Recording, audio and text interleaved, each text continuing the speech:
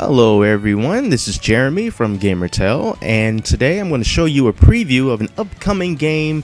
It's going to be available on the PlayStation Network a little later on this month, and I think I'm pronouncing it correctly. If I'm not, please forgive me, but I think it's called Legasista, and it is a 2D Japanese dungeon crawling action-adventure RPG that can be quite complicated if you aren't used to the Japanese style of video games. However, it does seem to be very interesting and pretty fun in the limited time that I've been playing it, and I just wanted to give you a heads up, and we are going to take a look at it right now.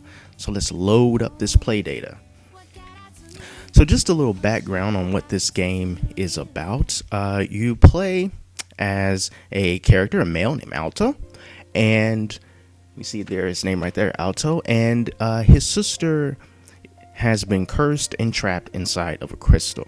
So he comes to this place here that's filled with dungeons because he believes that there is an object here that will break the curse and restore his sister to normal. But in order to do that, he has to traverse a whole bunch of dungeons and go through a bunch of other crap before he can do that.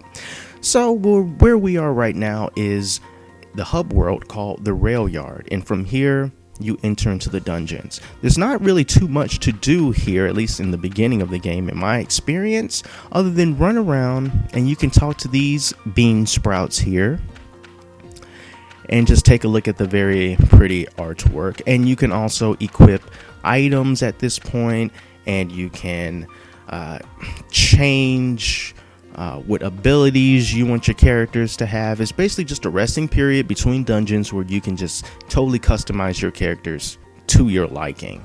And that is going to be a big part of this game because the loot drops are random, and it's so much to go, so much to talk about with this game that I don't think I can really do in this video. So I'm going to do as much as I can, and let's start off by just jumping into a dungeon and just try to go from there. So let's head out.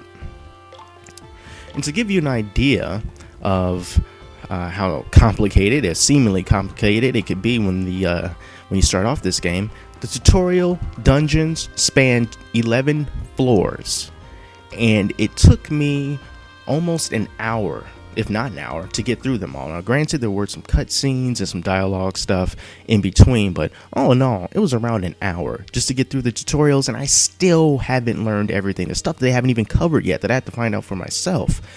But I do believe that as time goes on and as you play this game more, you will understand it better, and you just get used to it. Kind of like the Binding of Isaac. You don't know what all those items do at first. You just kind of learn as you go. So let's just jump into a basic dungeon. This is the first dungeon outside of the tutorial, so I don't think I'm giving much away. So let's just start off on the first floor. So here we are in the tropical ruins. Here are the basic controls. Circle attacks, X jumps, square makes you dash, but when you dash, your defense goes down. If you look up where Alto's face is, you can see his attack and his defense, and when I run, defense drops from 21 down to 10. So just gotta make sure you don't get hit while you're running around. Okay, so here's the thing. The things that you are going to find in dungeons are one-use items and gear. One-use items can only be used on a single floor. So if I find like a healing sprout and I don't use it, when I leave this dungeon, it will be gone. You have to use it. Also, some dungeons have multiple floors. So if a dungeon has 2 floors and I get an item and I don't use it on the first floor, it will not be there for me when I get to the second floor. So that's something to be aware of. And as we run across, there's an enemy frog. So let's kill this frog. And oh, what do we see here? Something on the floor. Those are traps. There are good traps and bad traps. That's a bad trap because when I run over it, an arrow is going to come out, and I could have hit it with a sword to destroy it, but I was too slow. Let's just do this. And you can also, like I did there, use the traps against the enemies. These are also traps, but these are good for you. These are healing traps, so I can run over those hearts there to heal myself. Let's just take these frogs out real quick. And you can see that my visibility is very limited. You see my vision cone there? And there is an item, a lantern, that will extend the visibility that you have, but I haven't found one on this level. And if I do, I can use it. So let's just see what's in this chest. And it's a normal dagger +9. So now usually in RPGs, when you get new items, you're like, sweet, let me go and equip it. But in this game, most of the time, when you run into an item, its durability is absolutely gone. So I can't equip it. You can see durability is 0. And mana use 41. We'll get to what that means after I leave the dungeon. But for now, you have to keep that item on you until you leave the dungeon, and then its durability and your health and the durability of all your items will be automatically restored. If you die within the dungeon, you will lose everything that you collected in the dungeon, and you will only get half the experience points for it. Now, let's talk about health. Up at the very top of the screen, you see that there is a green bar followed by 6 golden bars and another green bar. The green bar on the far right where it says damage, that's my current health. If that goes all the way down, that bar will move to the very next gold bar, and that's one of my pieces of equipment. And if that gets destroyed, then it'll move on to the next piece of equipment, and it'll keep on going until it gets to the very last green bar. And if I lose that, then I die. So you lose a significant amount of health when you get hit. But you really just have to try to be as careful as you can to not, oh, I didn't know that was coming from that direction, to not get hit too much, because you can see how low my health is getting right now. I have to be careful. So these are all random loot drops here. And you can see, once again, the Alice Grain +4 that boosts my mana by 26 for 16 mana. I can't use it. Durability is all the way gone. I have to leave the dungeon. Alright, let's continue on here. I'm just hitting these switches so I can get through these gates. See what's on this side. Oh, you see these things here? That's poison. There are different types of poisons in this game, and it has different symptoms. So if you get all the symptoms of a particular type of poison, then you get poisoned again, you will die.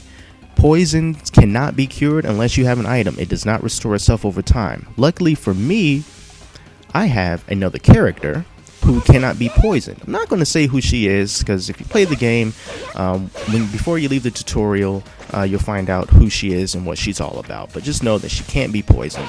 So I'm just going to use her to take out these guys. And even though she was with me the whole time, she was in my support group. So she doesn't get hurt if I was playing as him and someone hit me, I wouldn't get hurt unless that enemy was shooting magic. At that point, everyone gets hurt. Still following me? I know it's pretty complicated. Let's just finish this off here. Another chest. Alright. And there's a healing trap right there. So let's switch back to Alto. Go through this door. Take that, bird. Oh jeez, that bird's flipping out. You see, those are fire guys, and since he hit me, he also hurt my female character that's in my support right now. And Alto is so about to die.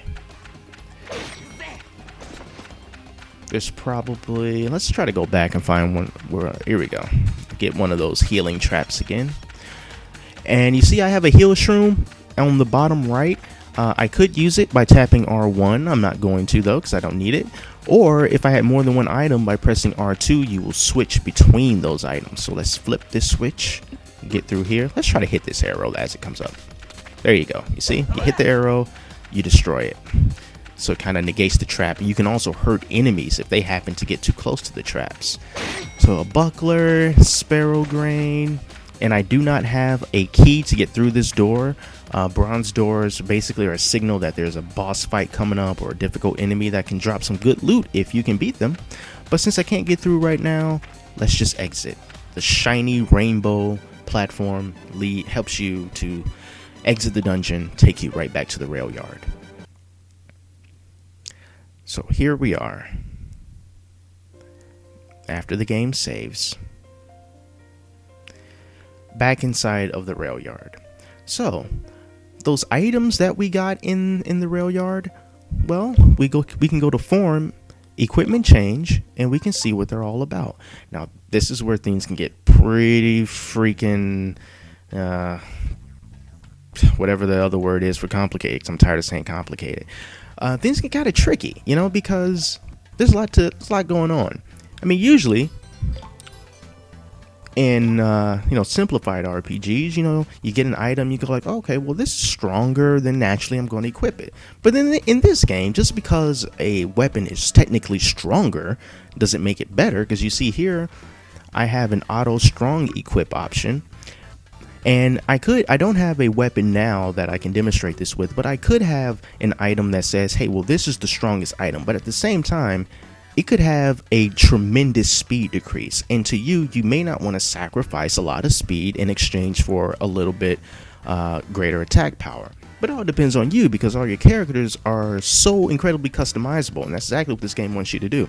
So let's take a look at something that we found in the dungeon. Let's see here. Well, I can't remember what I got, so let's just start from the top. So you see all these little bubbles, let's just call them bubbles, at the very top of the screen that has these numbers right below them. See here, 26, 19, 28, 10, 31, and 35. That's how many mana points I have for each of these slots. And I can only equip items if I have less or just the right amount of mana points. So for example, in my sword slot, I have 26 mana points.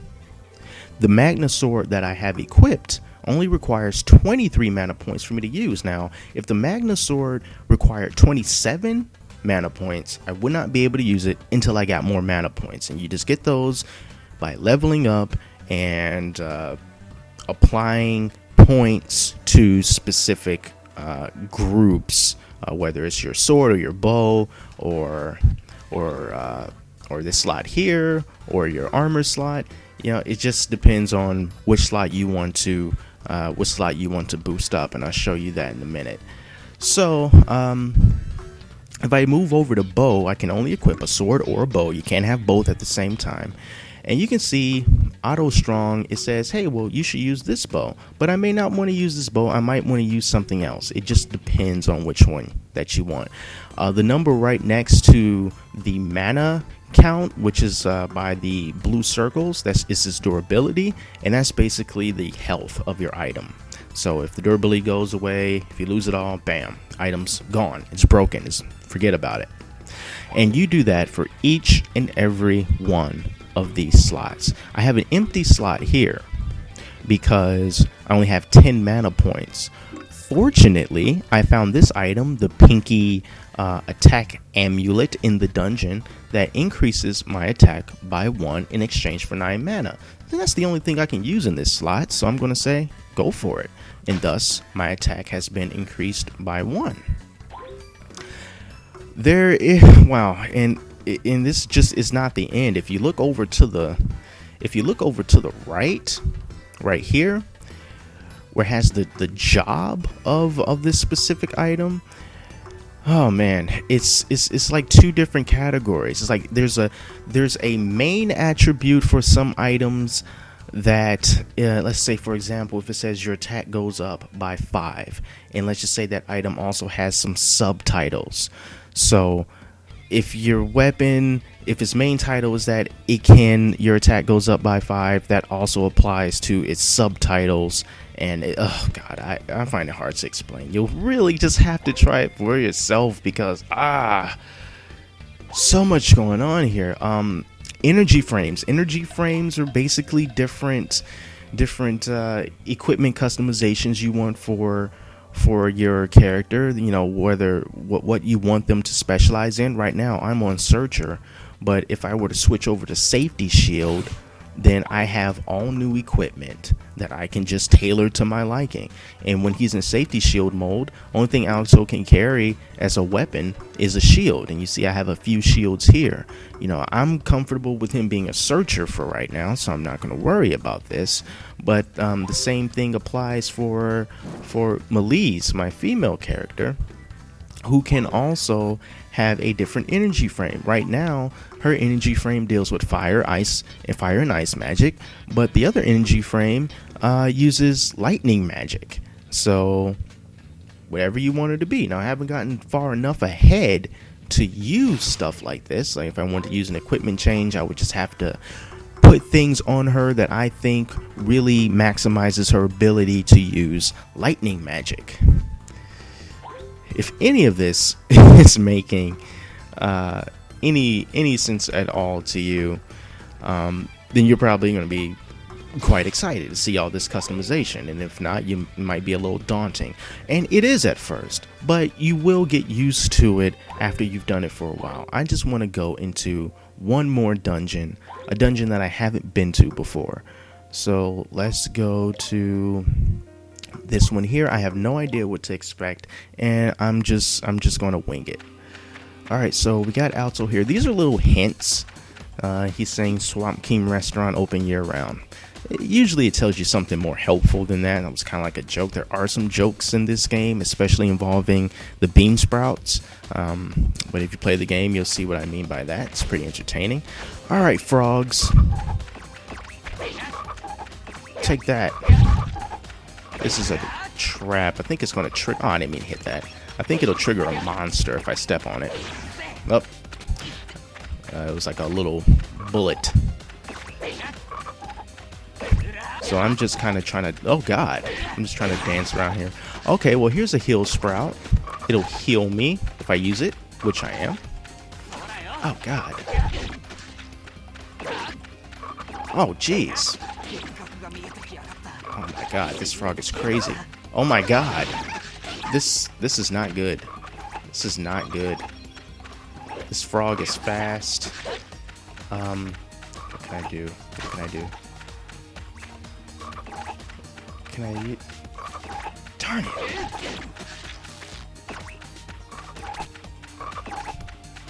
Can I get? Oh, jeez. I'm probably gonna die here, guys. This frog is insane. Let me switch over into this. Oh god, there's another one? You gotta be kidding me. Oh jeez. Luckily there's some healing traps around here, so I can try to keep running into those to try to make things better. Let me switch over to Alto. Oh my god, switch over to Alto and oh my god. Man, that hurts. Now, since I'm paralyzed, I can't run. Oh my goodness.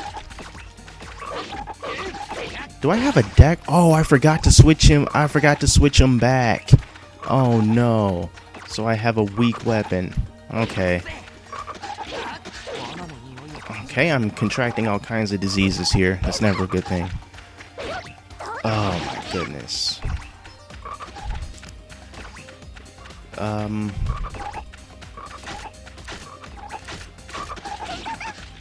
have no idea what that is. Did I not switch her back too? I may have screwed myself over in this case, ladies and gentlemen. I feel like just quitting and pretending that this never happened.